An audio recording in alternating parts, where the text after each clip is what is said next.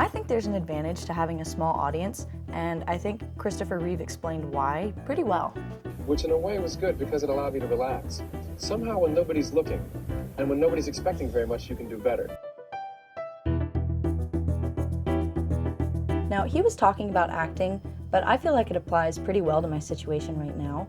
Like, aside from the couple of friends that I have that watch my videos, my fan base, if you want to call it that, is pretty small. And while I intend to grow my channel, I'm really loving having this time and space to experiment and just have fun with YouTube without having to worry about the expectations of others.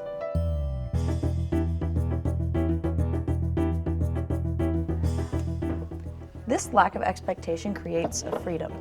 Freedom for me to make the kinds of videos that I want to make and the videos that I want to see.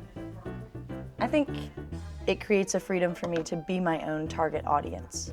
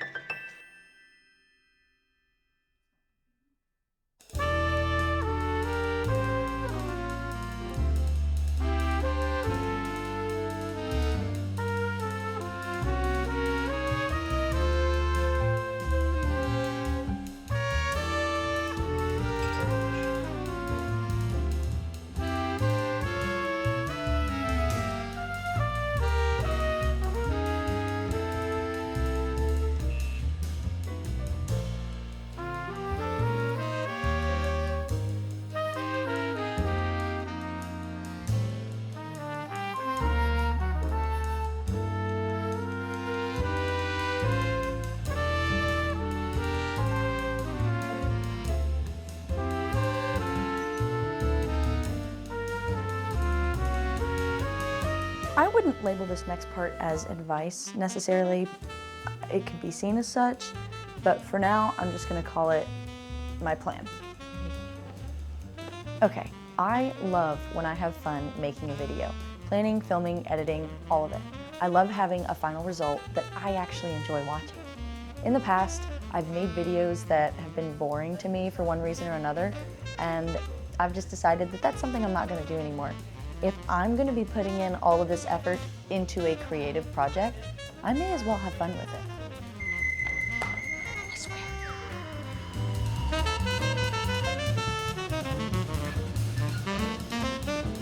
Why does it look like a brain though? That's my question. Because like, if I, as the creator, am not even interested in my own work, how could I expect anyone else to be? So the plan is to pick ideas that I like or feel promising. The next step is to make the process fun, like filming with different angles, using fun editing techniques. I love these super cheesy transitions because they remind me of like Star Wars. I like finding music that is actually interesting and cool. And this step is important because if things start feeling boring, I shouldn't be afraid to change it up. In addition to changing it up, another key thing to remember is to not think about what others may think.